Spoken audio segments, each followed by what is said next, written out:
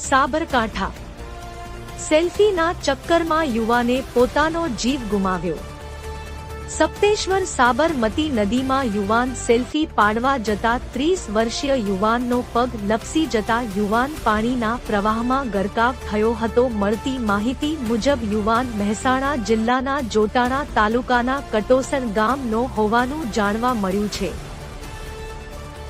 સ્થાનિકો તેમજ fire બ્રિગેડની team અને પોલીસ દ્વારા યુવાનની સતત 2 કલાકથી શોધખોળ હાથ ધરી છે। સપ્તેશ્વર સાબરમતી નદી અત્યારે 2 કોઠે વહે છે ત્યારે વારંવાર તંત્ર દ્વારા સાવચેત કરવામાં આવે છે। આસપાસ સાવચેતીના બોર્ડ પણ લગાવેલ હોવા છતાં નદી કિનારે ન જવું તેમ છતાં પ્રવાસીઓ ફોટો પાડવા માટે નદી કિનારે જતા હોય છે। સેલ્ફી લેવાની ઘેલહામાં લોકો પોતાનો જીવ ગુમાવતા હોય છે।